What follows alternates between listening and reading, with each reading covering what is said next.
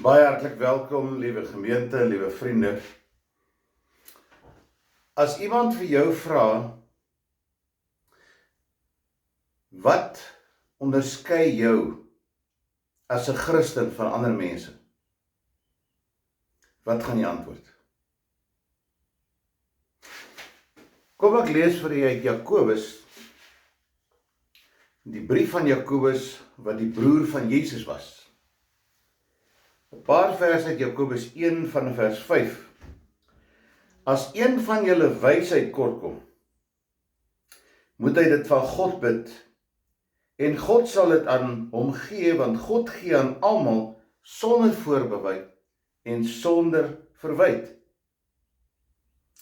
Maar 'n mens moet gelowig bid en nie twyfel nie, want iemand wat twyfel is soos 'n brander in die see, wat deur die wind aangejaag en heen en weer gedryf word. So 'n mens wat altyd aan die twyfel is en onbestendig is in al sy doen en late, moenie dink dat hy iets van die Here sal ontvang nie. Vers 12. Gelukkig is die mens wat in versoeking standvastig bly. As hy die toets deurstaan het, sal hy as oorwinningsprys die lewe ontvang, wat die Here beloof het aan die wat hom liefhet. Vers 22. Julle moet doen wat die woord sê, en dit nie net aanhoor nie. Anders bedrieg julle julleself. Iemand wat altyd by die woord aanhoor en nooit doen wat dit sê nie, is soos een wat sy gesig in 'n spieël kyk, hy bekyk homself, gaan van die spieël af weg en vergeet dadelik hoe hy gelyk het. Maar iemand wat hom verdiep in die volmaakte wet wat 'n mens vrymaak, en hom daaraan hou en nie vergeet wat hy hoor nie, maar dit doen, hy sal gelukkig wees in wat hy doen. As iemand dink hy is godsdienstig, maar hy hou nie sy tong in toom nie, bedrieg hy homself, sy godsdienst is waardeloos. Egte en suiwer godsdienst voor God die Vader is om wees en weeskinders en weduwees in hulle moeilike omstandighede by te staan en om jou skoon te hou van die besmetting van die wêreld. Ek wil vir julle 'n verhaal vertel, 'n ware verhaal wat ek die video van gesien het. Dis 'n seun wat op een of ander rede van sy pa vervreemd geraak het. En ongeveer 30-35 jaar het hulle geen kontak gehad nie. Niks. Die seun het sy werk verloor en eintlik maar op die straat beland as 'n boemelaar. Hy het geboemel. Op 'n dag kry hy die nuus dat sy pa lê op sterwe. En hy besef een ding, voordat sy pa doodgaan, wil hy graag sy pa sien om net vir hom te sê, ek is jammer pa. Ek vra jou om verskoning vir wat ek aan jou gedoen het, dat ek 'n wegloopkind was. Ja, sy pa het hom ook weggejaag, maar hy was inderdaad so sleg, dat sy pa eintlik nie anders kon nie. Maar hy kry die boodskap en hy besef hy moet by sy pa uitkom. En hy begin rondvra by mense, is daar nie iemand wat hom kan 'n bietjie geld gee vir 'n buskaartjie nie, want is ongeveer 100 myl, 160 kilometer na die hospitaal waar sy vader lê. Hy is nie suksesvol nie, want hy is vuil. Sy gesig is vuil, sy klere is geskeur. En almal stoot hom weg. En as hy vra om 'n foon te leen by iemand, dan sê hulle nee, want ons wil nie 'n foon leen gaan in hulle kop aan so 'n vuil mens, aan 'n boemelaar nie. Uiteindelik besef hy, daar's net een opsie. Hy moet die daad by die woord sit, hy moet by sy pa uitkom so gou as moontlik, niemand gaan hom help nie, hy moet begin hardloop, hy maak sy skoene vas, hy het so tekkies aangehad, hy maak sy skoene vas en hy begin hardloop. Hier op 30 myl, toe pak sy knie op, maar hy hou aan. Hier op 50 km toe hy op 'n sypaadjie beland, toe is daar 'n vrou wat by hom verbystap, 'n jong meisie wat eintlik 'n verslaggeefster is, en sy sê, meneer, kan ek jou iets gee om te eet? Sy gee vir hom 'n worsbroodjie en bietjie water om te drink, in 'n bottel. Hy verslind dit, hy prop dit eintlik met sy mond in, want hy is honger. Maar hy moet nog 'n 50 km myl hardloop. Uiteindelik kom hy by die hospitaal aan, gedaan, nat gesweet, vuil, stikkende klere. En hy vra vir die ontvangsdame, kan hy meneer so en so sien? Sy sê, nee, ek laat jou nie toe in die hospitaal nie, en ook nie by sy bed nie, want ek weet hy's 'n ryk man, en jy kom waarskynlik nou om vir hom geld te vra. In die proses word die man duiselig, die seun, en hy pas out. Hy val om. Hulle begin dadelik om help en neem hom op in die ongevalle, sit vir hom 'n drip aan. En later die dag toe hy bykom, toe sien hy is in die ongevalle, maar hy stoksiel alleen, en hy besluit, sy pa is in die hospitaal, hy gaan die drip uithaal, hy gaan sy pa sien, en hy kom op 'n manier uit, en hy kom by sy pa se saal in, sy kamer in, en hy maak die deur toe. En hy staan net vir sy pa en kyk. Sy pa haal swaar asem. Die volgende oomblik bars die ontvangsdame daarin, wat ook 'n suster in die hospitaal is, en sy sê vir hom, I'm going to call the police. Remove yourself. En dan begin 'n bekleiere ontstaan, en die pa word wakker. En toe sy hom wil uitjaag, toe sê die pa, wag, dis my seun. Ek het na jou verlang. Ek het jou gemis. Ek was nie mooi met jou nie, ek het lelike goed gesê, maar ek het dit nie bedoel nie. En die storie gaan verder. Hulle kom by mekaar, hulle maak vrede.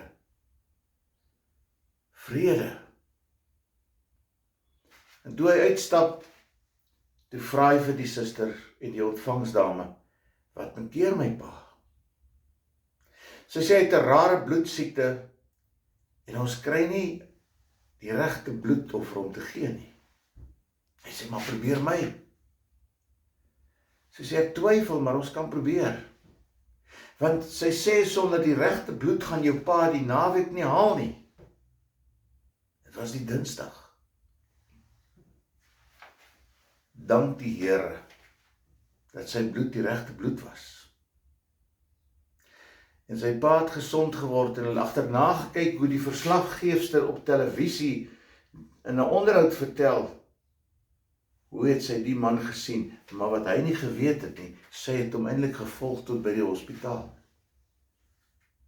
En sy kon die storie mooi op televisie vertel. Ek kom terug na die vraag. Baie keer vra ons eenvoudig, Here, waarom het hierdie ding my getref? Waarom sit ek in hierdie omstandighede? Waarom sit ek in hierdie situasie? Ek is verleë, Here, niks wil uitwerk nie.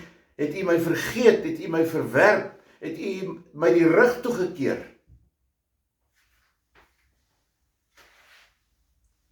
Dan kom daar nog die vraag op, dikwels, waarom het U dit toegelaat? So asof God se toelatende wil hierin betrokke was. So asof God dan aandadig is in dit wat met jou gebeur het. Nee, sê Jakobus, die broer van Jesus, wat teen hom was, wat hom eintlik wou doodgehad het in sy lewe, aardse lewe. Maar na Jesus se opstanding, lees ons in 1 Korintiërs 15 vers 7, het Jesus aan Jakobus sy broer verskyn. Ek wens ons het geweet wat dit daar presies gebeur, maar daar moes iets aangrypends gebeur het. Want daarna is dit Jakobus wat sê, ek noem hom nie meer my broer nie. Ek is nou sy diensknegt. En daarom stig hy 'n gemeente in Jerusalem. Daarom skryf hy hierdie brief. En wat hy in hierdie brief skryf is, 'n Christen moet geestelik volwasse word. Hy moet 'n emosionele intelligensie hê wat hom geestelik volwasse maak. En 'n geestelike volwasse Christen weet in die eerste instansie een ding, dat versoekings en beproewings en teenslae gaan op my lewenspad kom. Nêrens in die woord van die Here staan daar dat 'n Christen op 'n geheime pad die spitstyd verkeer van die lewe sal ontkom nie. Nêrens. Maar daar staan wel dat in die spitstyd verkeer kan jy weet en kan jy vra dat die Here by jou moet wees. En die Here sal help. Hy sal die krag gee om jou daardeur te dra. Daarom is daar een ding wat belangrik is in moeilike tye, in krisistye, en dit is dat jy bid vir wysheid. Want jy het wysheid nodig om dit te hanteer, om daar deur te kom. Hoe kom jy daar deur? Deur wysheid. En wysheid is nie kennis nie. Die Hebreëse woordjie gokma wat ons in Prediker kry, wat ek later gaan aanhaal, beteken jy's wys. Jy verstaan dinge anders. Jy sien dinge anders in. Dis meer as net kopkennis of boekekennis. Dis 'n wysheid wat jy het. 'n Wysheid wat die pa en die seun bymekaar bring en sê, ons los ons nonsens. Ons raak versoen met mekaar. Want dis wat die Here van ons vra. Hy bid vir wysheid. Spreuke 3 vers 5 tot 6 praat ook daarvan, hy sê, 'n kind van die Here het 'n intimiteit met God, en intimiteit word dieselfde woord gebruik as wat die Here 'n diep slaap op Adam laat val het, en uit hom word Eva gemaak. Maar dan, in hierdie intimiteit wat ek met God het, in my verhouding met God, dan vra ek vir wysheid, Here, dat U my sal lei en begelei deur die lewenspad heen, deur die storms. Want as ek dit nie het nie, dan gaan ek sê Jakobus, gaan ek soos 'n bootjie rondgeslinger word op die see, en dan gaan die golwe my omslaan, en gaan ek verdrink. Ek gaan verdrink in vergetelheid. Ek gaan verdrink as 'n verbitterde mens. Ek gaan verdrink in opstand. Ek gaan verdrink in twyfel en vraag wat twyfel aanmoedig. Ja, maar God het 'n stoorkamer van wysheid, en hierdie wysheid val nie maar net in jou skoot nie. Jy moet bid vir daarvoor en vra dat die Here vir jou wysheid sal gee. En die Here is vrygewig, weet dit nou maar. As jy vir God vra, waarom sal hy wegdraai? Waarom sal hy jou ignoreer? Want God het jou lief met 'n onbegrensde liefde, wat hy konkreet bewys het in sy seun Jesus, wat aan die kruis gesterf het vir my en vir jou. En dan ontvang ek die ewige lewe uit genade. Maar ek het wysheid nodig om dit in te sien, om dit te verstaan. Jakobus 3 vers 13 sê ook 'n wyse mens sal dan sy tong toom hou. Jakobus 2 sê, jy sal die daad by die woord voeg. Wyse mense is mense wat die daad by die woord voeg. En daarom wil ek oorgaan na die tweede eienskap. Die eerste eienskap is wysheid, waarvoor jy moet bid. Die tweede ene is, jy moet doen. Jy moet 'n dader van die woord begin word. Ons het so gereageer teen die teks in Romeine, deur die geloof word ons geregverdig, dat ons dink, ons hoef niks te doen nie. Ons gaan nou maar net gered word. Ja, dit is so. Die Here het jou lief en die Here wil jou red, voordat jy enigstens nog iets gedoen het van jou kant af. Jou goeie dade kan jou nie red nie. Alleen God se genade het jou gered. Efesiërs 2 vers 8 sê, God gee 'n geskenk aan jou, en dit is genade. Maar jy en ek moet die daad by die woord voeg. In 1 Tessalonië 6:5 en in 1 Petrus 3 word daar gepraat van, en ook in hoofstuk 1, van dat ons heilige mense moet wees. Nou ek weet die woord heilig het 'n negatiewe betekenis, 'n konnotasie begin kry, want ons sê, jy's 'n ou heilige, dan gebruik ons dit as 'n skelwoord. Jy hou jouself heilig, né? Kom ek gebruik 'n voorbeeld om dit te verduidelik. Dit is soos die seun wat 'n matriek was en vir die hoof gevra het, hy soek 'n getuigskrif. En die hoof het vir hom een gegee. En soos wat ons almal is, deesdae is dit nie meer soveel van sprake nie, maar soos ons almal is, stap die seun daar uit en skaars by die skool se hek uit, of hy maak die brief oop en hy lees hierdie getuigskrif. En hy kyk so en hy sien, my liewe land, maar dis nie ek hierdie. Miskien het die hoof iemand anders in gedagte gehad. Want daarin word vertel wat 'n wonderlike mens hy is, wat 'n goeie mens hy was, wat 'n goeie lewe hy gelei het. En hy stap terug na die hoof en hy sê, meneer, verskoon my, maar ek ken nie die man waarvan jy praat nie. En die hoof antwoord, sorg dat jy so word. Sorg dat jy so word, want die getuigskrif van jou en van my, wat voor God lê, is Jesus. Sorg dat jy so word. Volg hom in woord en daad. Dat jy die daad by die woord sal voeg. Net om dit verder 'n bietjie te verduidelik konkreet, ons het mos almal die selfoon. Ek dink is 'n selfoon. Jy's in die sel, die tronk van hierdie foon. Want daar is bereken dat mense gemiddeld 7 uur per dag met hulle selfone spandeer. 7 ure per dag. Kyk maar as daar 'n gesin in 'n restaurant sit en eet, dan is almal op hulle fone. Hulle praat nie met mekaar nie, hulle is op die fone besig. Ek sien deesdae op Facebook, wens die vrou die man en die man die vrou geluk met hulle verjaarsdag. Ek hoop hulle wens mekaar ten minste geluk by die huis ook. Ons vingertjies is heeltyd op die foon besig. Ja. Ons het verleer om met mekaar te praat.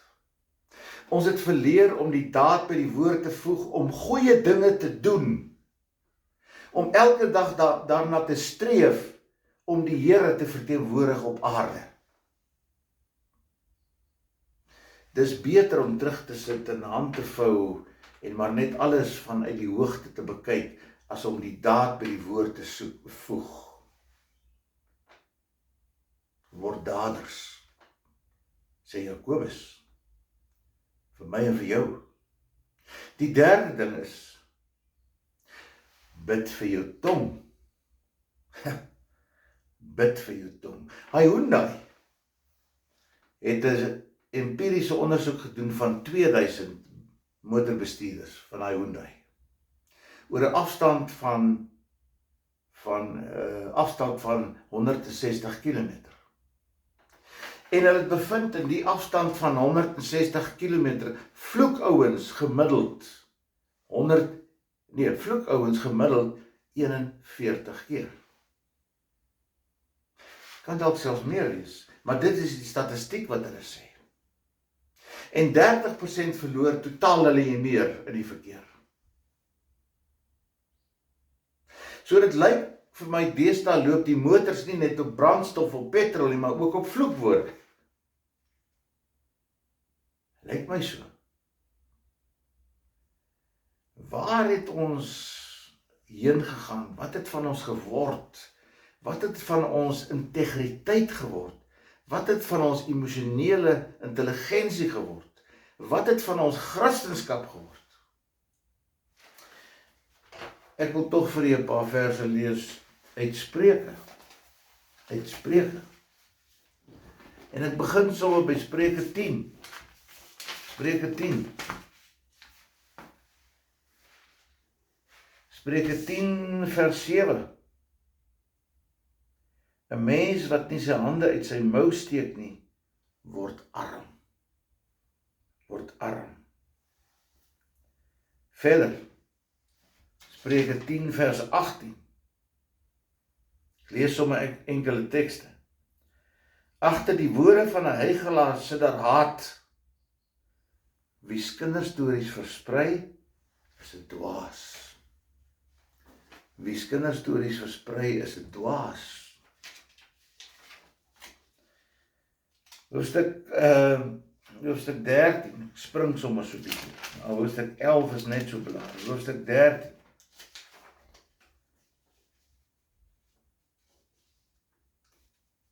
‘n Wyse seun laat hom leer deur sy pa. 'n Ligsinnige mens gee nie ag op die woord van die Here nie. Hoofstuk 12. Hoofstuk 12. Goddeloses is daarop uit om mense in 'n lokval te lei. Niemand wat 'n verkeerde lewe lei, hou stand nie. Wie die wil van die Here doen, is wys. 'n Mens word geprys vir sy insig en uitgelag as hy nie verstandig en wys is nie. Hoofstuk 15. Dan so 1 of 2 vers. Hoofstuk 15 in Spreuke. 'n Sagte woord laat woede bedaar. 'n Krenkende woord laat woede opvlam. Die woorde van wyse mense maak kennis iets begeerliks. Dwaase mense sê net dwaase dinge en maak ander mense seer. Kalmerende woorde bring lewe, skyn heilige woorde breek mense. Breek mense. Ja, en ek wil nog aangaan tot hoofstuk 18, maar kom ons stop daar. Want die dwaas stel nie belang in insig nie. Hy wil net sy eie opinie wil hy gee. Dit is wat Spreuke sê. Maar nou wil ek verder gaan om vir dit te sê, Prediker 7 vers 27-29 staan daar. Ek het onder 1000 mense een betroubare man gevind. Maar so 'n vrou kon ek nie vind nie. Daar het jy dit, broeders. Onder 1000 mense het ek een betroubare man gevind, maar ek kon nie een betroubare vrou vind nie. Maar ek wil dit dan in perspektief stel. Destyds was dit so dat die vrouens moes in die huis bly, so dis net die mans wat buite was. Maar jou kanse, jou odds is 999 teen 1. Dis jou kanse. En die tong, sê Jakobus in hoofstuk 3, is 'n klein vuurtjie wat 'n groot vuur veroorsaak en wat klomp goed aan die brand steek. Is 'n dodelike gif. Is 'n klein roertjie wat die skip in 'n sekere rigting draai. Hoe gebeur dit dat mense met hulle tong ander mense vernietig en stukken sny en opsny en seermaak? Die oorlog wat deesdae gevoer word in ons land is nie noodwendig met wapens soos hy dit in elk geval nie. Die oorlog wat gevoer word in ons land is die oorlog met die tong. Sny mekaar in repe. Ons beskinder mekaar. Maak mekaar sleg. Vernietig mekaar. Is dit wat die Here van ons vra? Want ons kry ook baie keer die situasie waar jy moes nou met iemand so bietjie verskil en vassit, en dan verlees jy vir hom die Lewiete voor. Jy vertel vir hom deeglik waar om daantjie die kalvers uitgehaal het. Jy vertel vir hom presies wat jy vir hom dink. En as jy so wegstap, dan dink jy by jouself, I give him peace of mind. He had it coming. As jy alleen weer kom in jou kamer, studeerkamer, en jy praat met die Here, en dink jy, Here, dit was nie vir reg nie. En dan moet jy die pad van die wyse stap, om verskoning te vra. Soos die seun wat 100 myl gehardloop om vir sy pa te sê voor sy dood, ek is jammer pa. Derde is die tong, die vierde, laaste, is afhanklikheid van die Here. Jakobus sê, julle wat sê vandag en môre sal ons na die en daai stad gaan en handel drywe en wins maak, julle wat nie eers weet wat môre gaan gebeur nie, in plaas daarvan dat julle sê, as die Here wil, en ek lewe, en ek wys is, sal ek dit en dat doen. Deo volento, DV. Broeders en susters, jy moet dalk die 100 myl hardloop, om vergifnis te vra. Jy moet bid vir wysheid, dat jy wys sal optree, en dat jy sal die lewe kan hanteer, want dit is nie maklik nie, maar jy gaan ook nie 'n middelmatige lewe lei nie. Tweedens, dat jy die daad by die woord sal voeg, soos die seun. Derdens, dat jy jou tong in toom sal hou, en vierdens, dat jy in afhanklikheid van God sal lewe.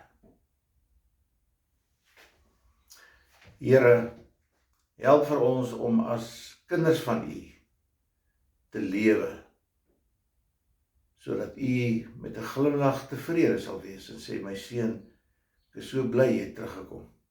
Ek is so bly jy is tuis. Here, ek bid dat U sal wees met Stoffel, wat elke dag sy vroukie en sy suster moet sien, en dis nie maklik nie, daar's soms bitter min reaksie, en dis vir hom 'n swaar ding, dat U vir hom sal krag gee. Ek bid dat U sal wees met Grieta, wat kanker het, en dat U ook vir haar sal help met die duiseligheid en al die goed, dat sy dit kan hanteer saam met Koenie. Hou hulle styf vas. Tannie Susan met haar gesondheid, wees met haar. Ek bid wees met Koos Barkhuizen, dat U ook sal help dat hy reg beter en sterker sal word. Ek bid vir 'n ma en haar seun wat deur bitter moeilike tye gaan, en wat elke dag gekonfronteer word met 'n klomp vrae wat waaroms en hoekoms is, en wat hulle self nie kan oplos nie, dat U ook vir hulle die krag sal gee, en die wysheid, en die insig, om dit te hanteer, soos wat U vir hulle wys. Ek bid, Here, vir al ons mense, wat so getrou is, wat U liefhet, dat hulle ook sal groei in geloof, in kennis en vertroue. Ek bid dit in Jesus naam. Amen. Ontvang met biddende harte die seën van die Here. Mag die genade van ons Here Jesus Christus en die liefde van God vir jou wysheid gee, vir jou help om op te tree as 'n dader, wat vir jou help om jou tong in toom te hou, en jou in afhanklikheid van die Here laat lewe. Amen. Mooi dag, en baie mooi week vir elkeen van julle. Totsiens.